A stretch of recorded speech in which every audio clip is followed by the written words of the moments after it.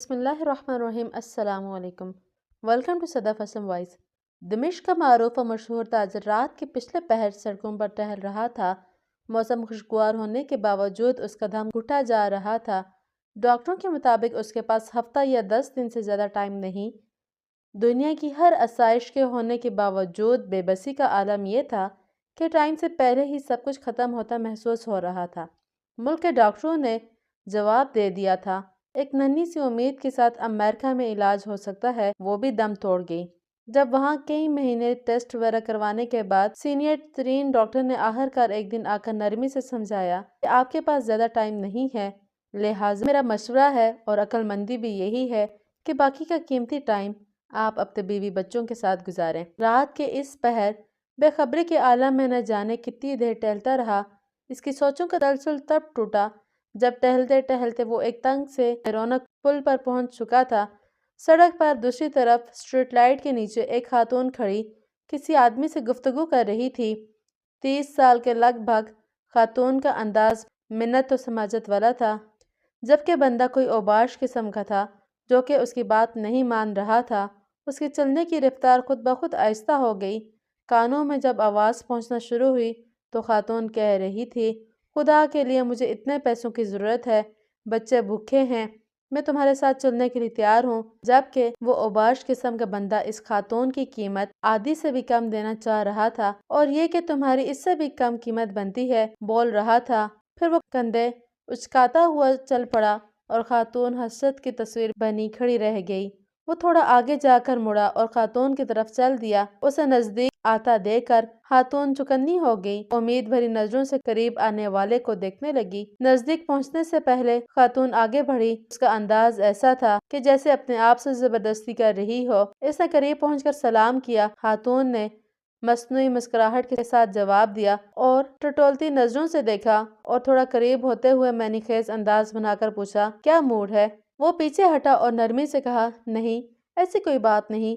دراصل میں نے ابھی گزرتے ہوئے تمہاری اس آدمی کے ساتھ تھوڑی سی گفتگو سنی۔ مجھے بتاؤ میری بہن، تمہارا کیا مسئلہ ہے؟ اس طرح پوچھنا تھا کہ خاتون جو کہ مضبوط دکھائی دینے کی کوشش کر رہی تھی، یہ ایک دم روحانسی ہو کر بولی، بھائی قسم ہے اس ذات کی جو ہماری گفتگو سن رہا ہے، میں اس قسم کی عورت نہیں ہوں جو اس وقت گھر سے نکل کر سڑک پہ کسی کا انتظار کرے، مگر میں بہت مجبوری کے عالم میں اس وقت اس جگہ پہ ہوں۔ اسے لگا کسی نے اس کا دل مٹھی میں لے لیا ہو۔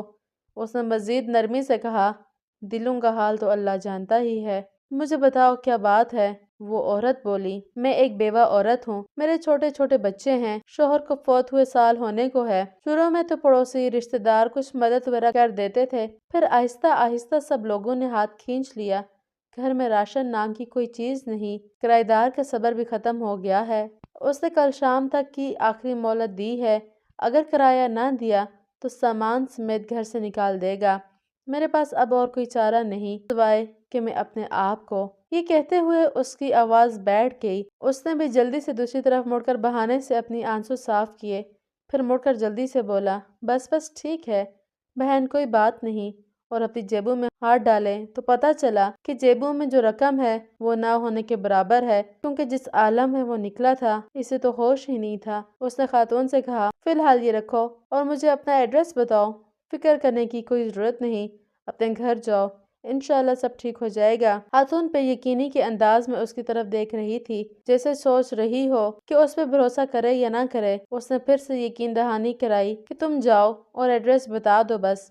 اس نے آخرکار ایڈریس بتا دیا اور پھر ایک طرف کو چل دی۔ تھوڑی دیر تک خاتون کو جاتا دیکھنے کے بعد وہ مڑا اور واپسی کی طرف تیزی سے قدم اٹھانے لگا۔ گھر پہنچ کر اس نے کافی مقدار میں نقدی لی اور ڈرائیور کو بڑی وین نکالنے کو کہا، پھر خود ڈرائیو کرتے ہوئے شہر کے 24 گھنٹے کھلے رہنے والے سٹور سے راشن کی بڑی مقدار وین میں بھری اور خاتون کے بتائے ہوئے ایڈریس پہ پہنچ کر سارا راشن اس کے گھر اتارا اور باقی کی رقم خاتون کو دی اور کہا، صبح کرایہ دار سے وہ خود بات کر لے گا اور کرائے کا معاملہ نپٹا دے گا اور انشاءاللہ ہر مہینے مخصوص رقم آپ تک پہنچا دی جائے گی۔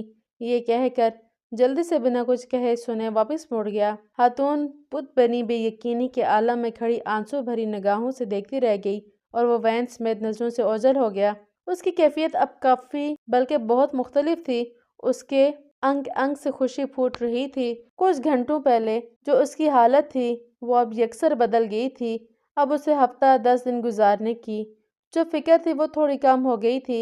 हफ्ता 10 दिनों का ख्याल आते ही उसने कागज़ कलम लेकर खातून का एड्रेस लिखकर अपनी वसीयत लिखी और हर माह बाकायदगी से 4 लोगों के माकूल से बढ़कर खर्चे की रकम इस एड्रेस पर भिजवाई जाए और कागज़ को लिफाफे में बंद करके तिजोरी में रख दिया। अब इसे लग रहा था कि वो अपने आखिरी सफ़र के लिए बिल्कुल तैयार है। ये थोड़ी बहुत तैयारी कर ली है। फिर हफ्ता गुजर गया और 10 दिन गुजर गए। फिर मजीद 10 और पूरे 15 दिन गुजर गए। घर वालों के कहने के बावजूद वो हॉस्पिटल नहीं गया और फिर पूरा 1 महीना गुजर गया और अगले महीने की रकम भी इसे फौरन भिजवा दी। फिर इसे एक महीना करते पूरा साल गुजर गया और वह मामूल के मुताबिक रकम भिजवाता रहा। फिर 5 साल, फिर 10 साल गुजर गए और फिर पूरे 20 साल गुजर जाने के बाद एक रात वो मामूल के मुताबिक तहज्जुद के लिए उठा, वज़ू करके तहज्जुद शुरू की और सजदे में दुआ करते करते उसकी सांसें ख़त्म हो गई और इस जहान फ़ानी से सजदे की हालत में रुखसत हो गया। ये सच्चा वाक़या यहाँ ख़त्म नहीं होता, असल खुलासा तो अब आना है।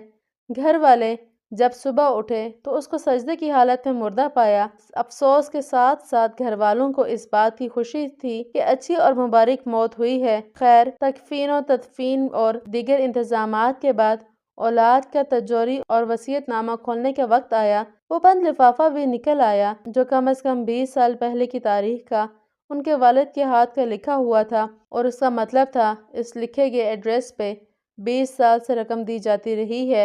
लिफाफा पढ़ने के बाद इनको पता चला कि वालिद साहब को फौत हुए 7 दिन हो गए हैं, जबकि तकफीन और तदफीन और रिश्तेदार लोगों के मिलने मिलाने से निकल गए और वसीयत के मुताबिक रकम की अदायगी 7 दिन लेट हो गई। रकम लेकर वो लोग इस एड्रेस पर पहुंचे तो दरवाज़ा खटखटाने पर खातून बाहर आई जो 50 साल से ऊपर की हो चुकी थी। सलाम दुआ के बाद ताजर के बड़े लड़के ने खातून से मुअद्दब अंदाज में कहा कि हम आपको वालिद साहब की तरफ से जो माहाना मखसूस रकम है वो देने आए हैं और माजरत चाहते हैं कि रकम की अदायगी 7 दिन लेट हो गई है।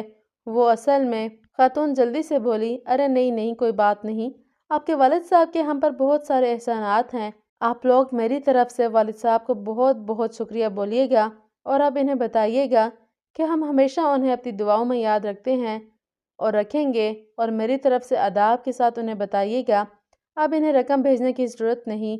बेटा हैरानगी से बोला, क्यों नहीं है रकम की ज़रूरत? खातून ने खुशी के आंसुओं में मिली आवाज़ में जवाब दिया, अल्लाह के फजल से महीना पहले मेरे बड़े बेटे की मुलाजमत लगी थी और 7 दिन पहले ही इस बेटे को पहली तनख्वाह मिली है। खातून रवानी में पता नहीं क्या क्या बोले चले जा रही थी, जबकि लड़कों के कानों में खातून का यही जुमला अटक कर रह गया, 7 दिन पहले ही मेरे बेटे को इसकी पहली तनख्वाह मिली है। 7 दिन पहले ही मेरे बेटे को उसकी पहली तनख्वाह मिली है। अरबी से एक मनकूल है, राजदारी में किया गया सदका अल्लाह पाक के गुस्से को बुझा देता है।